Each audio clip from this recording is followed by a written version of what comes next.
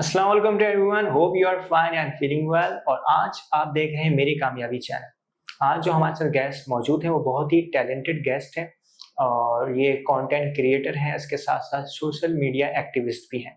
और रिसेंटली ये catch up with Ayesha भी कर रही हैं। मैं देख रहा हूँ आयशा कि आप बहुत अच्छा शो कर रही हैं। तो आज हम जानना चाहेंगे इनकी क्या राय है ब्रेस्ट कैंसर की अवेयरनेस के हवाले से, और उस पे क्या पॉइंट ऑफ व्यू रखती हैं, कितनी अवेयरनेस हमारे लोगों में है और क्या लैकनेस है हमारी सोसाइटी के अंदर। So let's start our show. First of all Ayesha, आपको वेलकम करते हैं हमारे शो में कि आपका बहुत शुक्रिया that you give us your precious time to our show and to our audience. Thank you. तो आयशा, मुझे बताइएगा कि जो टॉपिक हैं इस तरह के रिलेटेड जो हेल्थ इशू हैं, स्पेशली फीमेल के जो हेल्थ इशू हैं, वो इतने टैबू हैं सोसाइटी में कि उनको डिस्कस करना जो है वो बहुत कॉमन नहीं है और लोग इस पे हिचकिचाते हैं बात करने से। बिल्कुल। तो क्या कहना चाहेंगे आप? देखिए, सबसे पहले हम क्योंकि ब्रेस्ट कैंसर पे ही अगर हम बात करें, ये ब्रेस्ट कैंसर का महीना है, सबसे बड़ा इश्यू ये है कि लोगों को लगता है कि breast cancer is a death sentence. ठीक है, ऐसा नहीं है। हमारे यहाँ इशू ये है कि लैक ऑफ अवेयरनेस, और हम अवेयरनेस लेना चाहते भी नहीं है। क्यों? क्योंकि शर्म आती है कि अगर हम इस बात को एड्रेस करेंगे तो लोग क्या सोचेंगे। जजमेंट, फेयर ऑफ जजमेंट तो है ही हर चीज को लेके, ठीक है।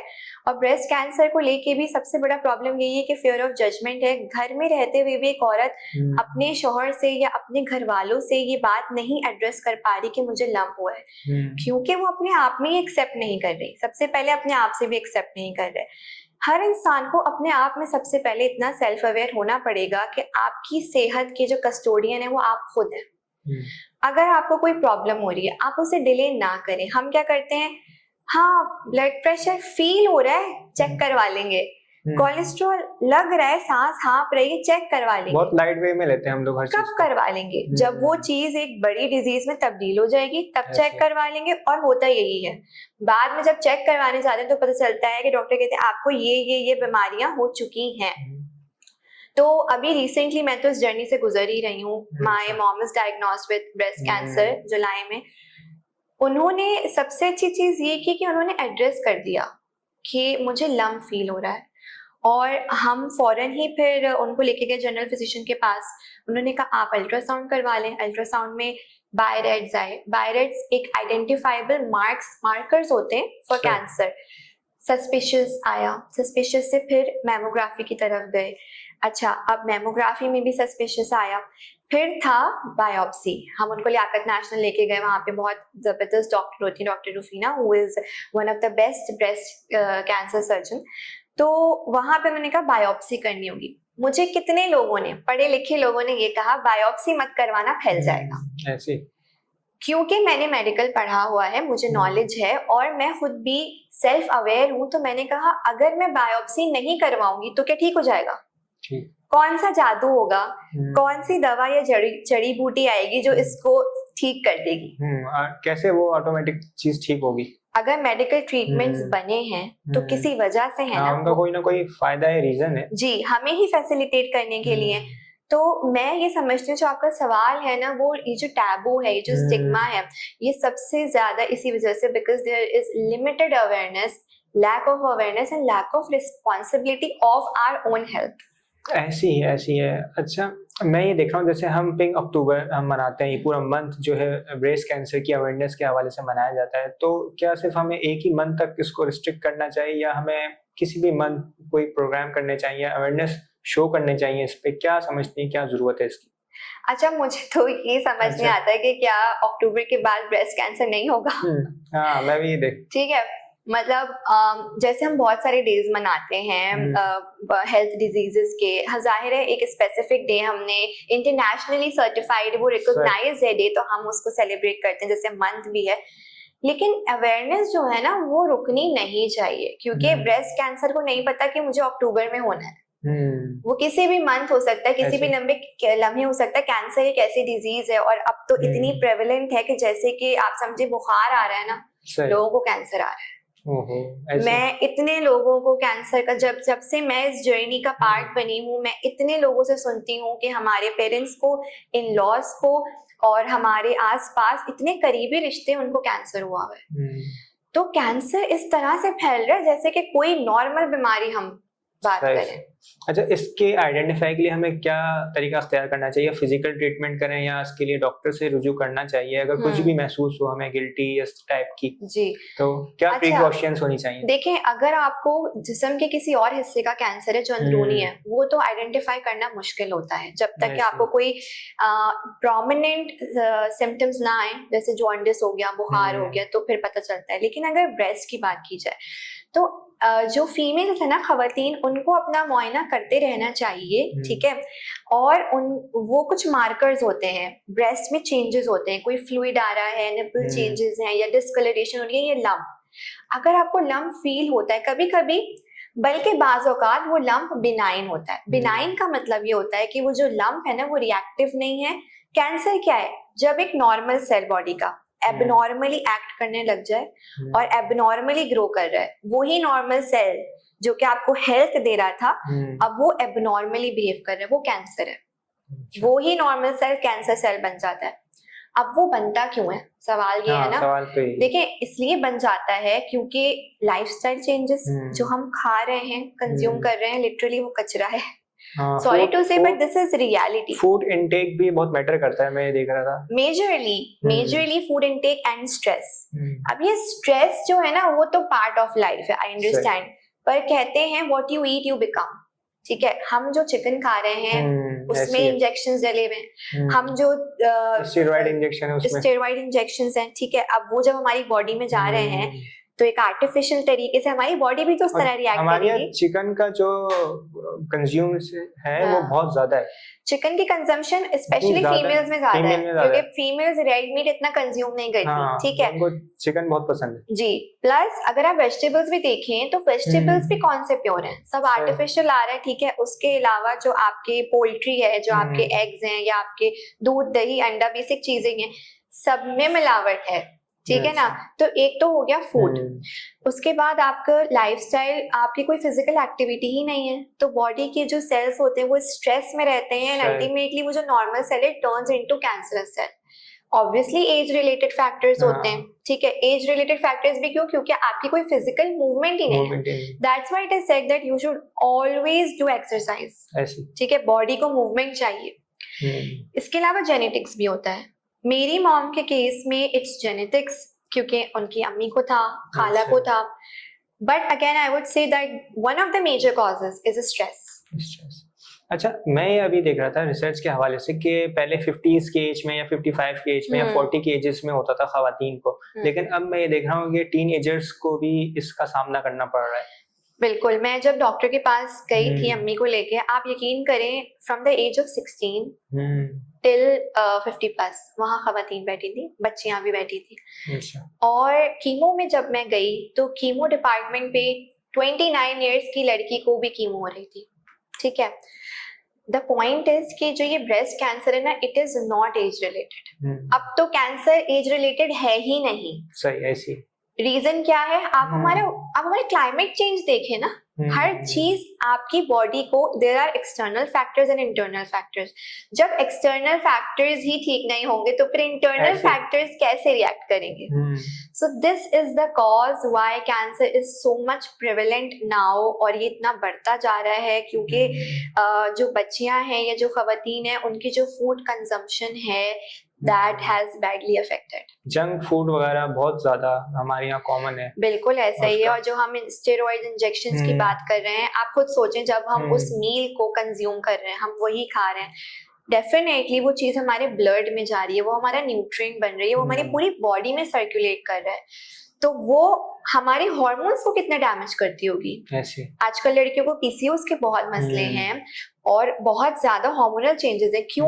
क्योंकि जो हम कंज्यूम कर रहे हैं ना, उसमें मिलावट है। अच्छा, मैं ये देखा कि हार्मोनल चेंजेस हैं वो भी इसके ऊपर अफेक्ट कर रहे हैं, और उसके साथ एस्ट्रोजन लेवल जो है हमारा, अगर वो बिगड़ता है तो भी कैंसर की जो है वजह बनती है, उसकी वजूहात बनती है। देखिए, बिल्कुल, जब जैसे ब्रेस्ट कैंसर डायग्नोस हुआ ना, तो उसमें टेस्ट हुए, हार्मोनल टेस्ट, ठीक है। ब्रेस्ट कैंसर के भी मैं आपको बताऊं टाइप्स है। सही। हर किसी की थेरेपी अलग हो रही है, दवाई अलग तरीके से। किसी का पहले सर्जरी हो रही है, फिर कीमो, फिर रेडिएशन। किसी की रेडिएशन कीमो नहीं हो रही, एवरीवन हैज डिफरेंट कॉम्बिनेशन। क्यों? क्योंकि कैंसर के कुछ प्रोमिनेंट मार्कर्स होते हैं, हार्मोन्स होते हैं जिनके टेस्ट होते हैं, जिसमें प्रोजेस्टेरॉन, एस्ट्रोजन ये वाले होते हैं, HER2 रिसेप्टर्स होते हैं। अगर वो पॉजिटिव आते हैं तो हम हार्मोनल थेरेपी भी दे सकते हैं, मतलब इंजेक्शन। लेकिन अगर किसी के वो नेगेटिव आते हैं, जैसे मेरी अम्मी के नेगेटिव हैं जो हार्मोन्स के टेस्ट आए, तो उन्हें पहले न्यू एडजुवेंट थेरेपी देनी पड़ेगी, मतलब कीमोस करनी पड़ेंगी, उसके बाद उनकी सर्जरी होगी, उसके बाद radiation. So definitely these hormones has effect. हाँ, मतलब ये एक प्रोसेस है, इसमें लोग बात टाइम जो है ना डिसहार्ट भी होते हैं और थोड़ा थक जाते हैं, तो उनको क्या मोटिवेशन देनी चाहिए? आप बहुत परेशान हो जाते हैं कि भाई ये क्या हो गया है और किस तरह रिकवर होंगे। देखिए, हम अगर थोड़े से भी अंडर द वेदर आ जाते हैं ना और हमें गला खराब होता है तो हम बेजार होना, 2 दिन के बाद बेजार होना शुरू हो जाते हैं कि भाई ऑफिस का काम है, बॉस ऊपर से चीजें बोल रहा है, या आप यूनिवर्सिटी जा रहे हैं तो भाई पढ़ाई नहीं हो रही, एग्जाम्स है, मुझे ठीक कर दो। मैक्स 2 डेज आप फ्रस्ट्रेट हो जाते हैं। ये प्रोसेस लंबा है। सही है, ये प्रोसेस है ही लंबा, मतलब it is an extensive process और आप इसको नहीं खुद से कम कर सकते। ये कोई एंटीबायोटिक नहीं है जो घर में सेल्फ मेडिकेशन करके 2 ले लिए डोजेस और बोला बस मैं ठीक हो गया। पूरा करना है कोर्स, एक ट्रीटमेंट है। और उसकी जब साइड इफेक्ट्स आते हैं, मैं आपको बताऊं, जो केमिकल्स न्यूक्लियर बॉम्ब में यूज होते हैं वो केमिकल्स एंटी कैंसरस ड्रग्स में यूज होते हैं। अब आप ये सोचें कि आपकी बॉडी में क्या जा रहा है, पेशेंट की बॉडी में, तो वो वहां जाके क्या करे। ऐसी है। अच्छा, हमारे यहाँ थोड़ा सा मिसकॉन्सेप्शन है चीज़ों को लेकर, जिस तरह के कोई भी अवेयरनेस प्रोग्राम होता है या कोई मेडिसिन लॉन्च होती है या कुछ वैक्सीन लॉन्च होती है, तो उसको लेकर हमारे यहाँ एक गलत राय भी कायम की जाती है। जैसे अभी HPV एक वैक्सीन लगाई जा रही थी लेडीज को, खवातीन को, स्कूल की बच्चियों को, तो उनके माँ बाप की ये राय आ रही थी कि हम नहीं लगवा रहे और जो है इससे ये होगा कि नस्ल नहीं बढ़ेगी आगे और उनके जो है हार्मोनल चेंजेस वो खराब हो जाएंगे। तो क्या कहने चाहेंगी आप लोगों को? अच्छा, देखिए वही बात है कि आपको कोई नई चीज जब आती है ना, जब इवन कोविड भी आया और कोविड की वैक्सीन आई, लोग पैनिक करना शुरू कर देते हैं। सही। रिसर्च तो करें, उसके बारे में पढ़ लें, गूगल तो है ना, सबके पास फोन होता है, गांव देहात में भी फोन है। तो सॉरी मैं आपकी बात काट रहा हूँ, एक तो है कि यूट्यूब ने जो है ना वो सबको बेड़ा गर्क किया हुआ है, हर कोई वहाँ पे एक्सपर्ट बना हुआ है। वो एक सनसनीखेज खबर, ये गलत है, वो गलत है, ऑथेंटिक न्यूज नहीं आपको मिल रही है, आपको ये भी नहीं पता कि ऑथेंटिक न्यूज कौन से चैनल्स दे रहे हैं। अब आप फेक न्यूज सुनेंगे, ठीक है, उस हीरोइन के साथ ये करने से वो, उनको इंजेक्शन लगने से वो मर गई या उनको कुछ हो गया, हमारी बच्ची के साथ भी ऐसा होगा।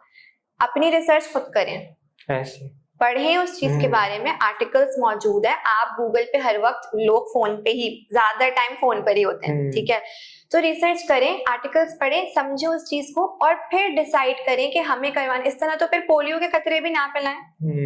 नहीं पिलाएंगे तो क्या होगा, आप जिंदगी भर के लिए माजूर हैं, ठीक है। वो जो 2 कतरे पोलियो के होते हैं वो आपकी पूरी लाइफ टाइम को अफेक्ट कर रहे हैं। अगेन, लैक ऑफ अवेयरनेस ऐसी है। अच्छा, पोलियो के हवाले से भी बहुत टाइम बाद जाके लोगों में अवेयरनेस आई थी, वरना पहले लोग यही समझते थे। अवेयरनेस और फिर एक्सेप्टेंस। एक्सेप्टेंस नहीं है ना, जब भी इंसान की हेल्थ की बात आती है ना, वो इंसान एक ऐसी मशीन है जो सब कुछ करता रहेगा, ठीक है, लेकिन जब अपनी हेल्थ की बात आएगी वहां नेग्लिजेंस कर देगा। नहीं बाद में देख लेंगे, नहीं, डर खौफ, नहीं ये क्या है, 2 कतरे पीने से पता नहीं हमारे अंदर क्या जहर फैल जाएगा। फिर जब वही चीज सोसाइटी एक्सेप्ट कर लेती है, अगर जैसे फैमिली में हमें 4 लोग बोलेंगे आके कि तुम्हें पता है पोलियो के कतरे तो पिलाना कितना जरूरी है, तब आप में एक्सेप्टेंस आ जाएगी। क्योंकि आप दूसरों की वैलिडेशन के मोहताज हैं। जब तक हम देख रहे हैं कि कौन क्या कर रहा है, तो उससे हम जो है ना अपना आइडिया जनरेट कर रहे हैं। सोशल मीडिया पे हम क्या कर रहे हैं, हम वैलिडेशन सीख कर रहे हैं ना। अगर उसने बोला कि ये चीज सही है तो हम करेंगे, उसने बोला ये चीज ठीक नहीं है, आप ऑथेंटिक सोर्सेस पे जाएं। अच्छा, इनमें मैं एक चीज और भी देख रहा हूँ कि या तो पेरेंट्स जो है वो अपने बच्चों को सही मैसेज कन्वे नहीं कर पा रहे कि वैक्सीन क्यों लग रही है, और जहाँ पे वो लगाने आ रहे हैं वहाँ जो टीचर्स हैं वो भी अपने बच्चों को, अपने स्टूडेंट को गाइड नहीं कर रहे कि भाई ये वैक्सीन तुम्हें क्यों लग रही, क्यों जरूरी है। असल में या तो टीचर्स भी हमारे शाय हैं और पेरेंट्स भी शाय हैं, क्योंकि उनके पास भी इनफ नॉलेज नहीं है। प्रॉब्लम ये देखिए, आधी अधूरी इंफॉर्मेशन देना भी ना किसी को गुमराह करने के बराबर है। आप कभी भी किसी को वो इंफॉर्मेशन ना दें जो आपको कंप्लीटली नहीं पता, आप उसका नुकसान ही करेंगे। if you want to convey a message or information to someone, make sure that you are 100% sure on it. ठीक है, तो बात ये है कि जब पेरेंट्स और टीचर की आप बात कर रहे हैं, टीचर्स की अबाउट कि वो बच्चों को नहीं समझा पा रहे, उसके लिए पहले उन्हें इतना इक्विप होना पड़ेगा, उन्हें इतना अवेयर होना पड़ेगा कि ये वैक्सीन किस लिए यूज है. There are parents who knows a lot of stuff, there are teachers who really guides their students very well, medical schools में अगर आप देखें. Yet again there's a huge population that is still under darkness and don't know how to deal with the situation. अच्छा, मेरा एक सवाल और ये है कि जो ब्रेस्ट कैंसर है इसके क्या चैलेंजेस होते हैं और फैमिली को किस तरह मोटिवेट करना चाहिए? डेफिनेटली, देखिए ब्रेस्ट कैंसर हो या कोई किसी भी किस्म का कैंसर हो, जब कीमोथेरेपी से स्टार्ट होती है ना, जब ट्रीटमेंट स्टार्ट होता है, that is the biggest challenge, to be emotionally and mentally stabilized. वो स्टेबिलिटी मेंटेन करना बहुत मुश्किल होता है, क्योंकि एक पेशेंट तो ऑलरेडी एक टफ टाइम से गुजर रहा है, ठीक है, और वो पेशेंट आपका चाहने वाला ही है, कोई और नहीं है. उनको तकलीफ में देखकर भी आपको स्ट्रांग रहना, ठीक है, उनकी हाइजीन का, उनकी मेंटल हेल्थ का ख्याल रखना, फिर अपना भी ख्याल रखना. कितने लोगों ने मुझसे जब उनको पता चला तो मुझसे पूछा कि तुम ठीक हो, because I am a primary care giver in my family to my mother right now. So they ask me कि तुम ठीक हो. मुझे ये बात अच्छी लगी कि यार एक्चुअली मेरा भी तो ठीक रहना जरूरी है, क्योंकि जो केयर गिवर्स होते हैं ना, जो ठीक करने में मदद कर रहे होते हैं, उनको सिर्फ दवाई नहीं लग रही होती, पर प्रोसेस उनका भी वही हो रहा होता है. Emotional exhaustion, mental exhaustion, drain हो जाना, फिर आप हर चीज को लेके चल रहे हो. And mostly nowadays people are working, साथ में अपने उस काम को, सोशल प्रेशर को भी लेके चलना, ठीक है. तो सबसे ज्यादा चैलेंज मैं समझती हूँ यही है फैमिली के लिए भी, टू स्टे काम in this process. Patience is very important. सही. अच्छा, जो पेशेंट है उसको किस तरीके से हमने बाहर निकालना है, उसका माइंडसेट किस तरह कूल रखना है, बिल्कुल, तो उसके बारे में आप क्या कहना चाहेंगे? क्योंकि पेशेंट का भी एक अपना माइंडसेट है, वो जो है ना बहुत एब्जॉर्ब हो जाता है अंदर से भी और डीमोटिवेट होता है. डेफिनेटली, देखिए टफ तो है, और आप ना उनके साथ ऐसे डील नहीं कर सकते कि आपको पता है ये बीमारी है और आपने, you can not get angry on that. Pressurize नहीं करना उन्हें, बिल्कुल भी नहीं. यू हैव टू कीप, मैं like if I talk about my family, we treat my mother like कि कुछ भी नहीं है. You will be fine. Tough days कब होते हैं? जब साइड इफेक्ट्स आते हैं. जब मैं आपको एक बड़ी अच्छी सी बात बताती हूँ, जब अम्मी को ये मैं उस पर बताती हूँ कि आप कैसे फेस कर सकते हैं चैलेंजेस को. जब उनको साइड इफेक्ट आते हैं ना, क्योंकि जो ड्रग्स लग रही थी स्टार्ट में, उसको कहते हैं रेड डेविल. वो आती थी रेड कलर की बॉटल में और एल्यूमिनियम फॉइल से पैक्ड होती थी. बहुत हार्मफुल ड्रग होती है एड्रियामाइसिन. जब एड्रियामाइसिन आपकी बॉडी में जाती है ना, तो आपकी बॉडी का हर सेल जलता है. जलता है मतलब बाकायदा आपने आग लगा दी है, आपने स्टोव ऑन कर दिया, ठीक है, ऐसा हीट और बर्निंग इफेक्ट. तो उसकी वजह से आपकी पूरी बॉडी इतनी सेंसिटिव हो जाती है, कभी डायरिया होगा, कभी कॉन्स्टिपेशन, कभी वॉमिटिंग. तो मुझे कहती थी कि मुझे जो है ना कॉन्स्टिपेशन हो रही है, पेट में दर्द हो रहा है, मैं क्या करूं. जाहिर है एज ए डॉटर या एज ए फैमिली मेंबर आपके लिए टफ है, बट आप यकीन नहीं करेंगे कि मैं अपनी मेडिकल की कैलकुलेशंस तो करती थी, बट मैं कहती थी बस 2 घंटे में आ जाएगा आराम, ये साइड इफेक्ट्स आ रहे हैं, 1 दिन लगेगा, ये सही हो जाएंगे. और उस टाइमलाइन में वो हो जाते हैं. क्यों? क्योंकि जो केयर गिवर है ना, उसका तवक्कल बहुत स्ट्रांग होना चाहिए. ये पूरा प्रोसेस ही ये है कि आपने बहुत स्ट्रांग रहना है. प्लस जो आपके पेशेंट हैं, आपके लव्ड वन है, उनके बहुत ज्यादा इमोशनल चेंजेस होंगे. Let it be, let them be the way they are. उनको प्रेशर मत करें कि रो मत, उनको प्रेशर मत करें. उनको आपको इतना प्यार से लेके चलना है जैसे कि छोटा सा बच्चा पैदा हुआ है. ये एक सिंपल सी एग्जांपल है जो मैंने पहले भी दी है. एक छोटा सा बच्चा पैदा हुआ है, उसकी बॉडी कैसी होगी? उसको डांटेंगे, उसको समझ आएगा? ऐसी है, उसको नहीं समझ आएगा. All that kid needs is your attention, your care, your nurturing, your love. Cancer patient ऐसे ही हो जाते हैं. आपको अपने नर्व्स पे काबू रखना है. अपने नर्व्स पे भी काबू रखना है, अपने इमोशंस पे काबू रखना है. इस प्रोसेस के दौरान केयर गिवर्स को तो स्ट्रांग रहना ही है, लेकिन आपको उस स्ट्रांग के साथ साथ उनको बहुत प्यार मोहब्बत से ट्रीट करना है, जैसे कि वो छोटे से बच्चे हैं और वो ठीक हो जाएंगे, उनकी काउंसलिंग करते रहना है, उनको बोलना है आप बिल्कुल ठीक हैं, उनको अच्छी एग्जाम्पल्स देनी है, उनकी डाइट बहुत अच्छी रखनी है, उनका ख्याल रखना है। अच्छा, जैसे आपने बताया कि आपकी मदर को बर्निंग इफेक्ट फील हो रहा था, तो मैं एक वीडियो देख रहा था जिसके अंदर हिना, जो इंडियन एक्ट्रेस है, हिना खान का, तो वो कह रही थी मुझे शिवरिंग हो रही थी बहुत ज्यादा, और मैं इतने सॉक्स और ग्लव्स और जैकेट पहनती थी, तो उनका भी देखकर मुझे एक मतलब लगा कि यार बहुत ही ये टफ। अच्छा, हर इंसान की बॉडी अलग है। जब एक दवाई भी किसी की बॉडी में जाती है ना, तो every body will react in a different way. ठीक है, लेट्स सपोज किसी को बहुत ही सीवियर साइड इफेक्ट्स आएंगे कि ब्लीडिंग स्टार्ट हो जाएगी, और किसी को वो साइड इफेक्ट्स कम आएंगे। जैसे मैं अभी कीमो पे जब गई थी सेशन के लिए, तो वहां पे एक आई नहीं थी आंटी, उनको वो बता रही है उनकी बेटी साइड इफेक्ट्स नहीं आए, बहुत कम आए। ठीक है, अम्मी को भी अल्हम्दुलिल्लाह टचवुड कम साइड इफेक्ट्स आए, बहुत सीवियर वाले नहीं आए और अल्लाह करे ना आए। लेकिन इसकी एक वजह, इसके बहुत सारे फैक्टर्स होते हैं। ठीक है, आपकी बॉडी किस तरह रिएक्ट कर रही है, सही है, प्लस आपकी खुद मेंटल हेल्थ कैसी है, आपको क्या चीजें अफेक्ट करती हैं। आप अपनी मेंटल हेल्थ को जितना विल पावर को स्ट्रॉन्ग रखेंगे ना कि मैं ठीक हूँ, मैं लड़ जाऊंगी, मैं कर जाऊंगी, तो आप कर जाते हैं। सही सही। अच्छा, इन दी एंड एक सवाल मेरा और ये है कि कोई अलार्मिंग सिचुएशन बॉडी में जाहिर होती है अगर हम ये कैंसर डेवलप हो रहा है, कोई सा भी कैंसर डेवलप, तो कुछ ना कुछ होता है या अचानक ही एकदम ये सामने आता है? अच्छा, कैंसर का प्रॉब्लम ये है, अगर वो इंटरनल किसी ऑर्गन का कैंसर है, ठीक है, फौरी पता नहीं चलता। बहुत अच्छी बात है कि अर्ली स्टेजेस में पता चल जाए, तो वो ट्रीटेबल है। लेकिन यूजुअली ब्रेस्ट कैंसर तो अर्ली स्टेजेस में पता चल सकता है क्योंकि लम्प फील हो जाता है, ठीक है, या ब्रेस्ट में चेंजेस आ जाते हैं। लेकिन अगर किसी और ऑर्गन का सर्वाइकल कैंसर है, या अगर आप अपने टेस्ट और उस आइडेंटिफिकेशंस को जो आपके उस वक्त फील हो रहा है ना, उसको आप इग्नोर ना करें, टाइमली टेस्ट करवा लें, तो वो आइडेंटिफाई हो जाता है। लेकिन अगर आप डिले करते जाएंगे अपनी हेल्थ को कि नहीं मैं ठीक हूँ, मुझे कुछ नहीं है, मुझे कुछ, तब फिर वो चीजें लेट पता चलती हैं, और जब लेट पता चलती हैं तो फिर बहुत देर हो जाती है। ठीक है, ठीक है। अच्छा आयशा यूसुफ, आपका बहुत बहुत शुक्रिया कि आपने अपना कीमती वक्त निकाला, और आपकी मदर जिस प्रोसेस से गुजर रही हैं, अल्लाह ताला उनको जल्द से जल्द सेहतयाबी अता फरमाए और आपको इसी तरह मतलब स्ट्रॉन्ग रखे। बहुत शुक्रिया अगेन आपका कि आप हमारे शो में आई, हमारी ऑडियंस को अपनी इंफॉर्मेशन से आगाह किया कि बहुत ज़रूरी है हमारी फीमेल्स के लिए ये सब जानना, और इसकी आगाही बहुत जरूरी है। तो इन दी एंड आप क्या मैसेज देना चाहेंगे, क्या पैगाम देना चाहेंगे हमारी नौजवान लड़कियों को? मैं यही मैसेज सिर्फ दूंगी तमाम लड़कियों को, खवातीन को, कि अगर आपकी बॉडी में कोई भी चेंज फील हो रहा है, ब्रेस्ट में कोई चेंज फील हो रहा है, तो शर्माएं नहीं, उस चीज की अवेयरनेस हासिल करें।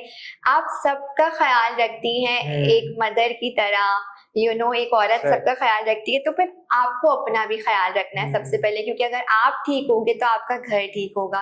Please address the lump. सही। Thank you very much again Ayesha Yusuf, आपका बहुत बहुत शुक्रिया। Thank you. तो नाज़रीन, मिलते हैं फिर हम किसी अपनी नेक्स्ट एपिसोड में एक इंस्पायरिंग वीडियो के साथ। तब तक के लिए अल्लाह हाफिज।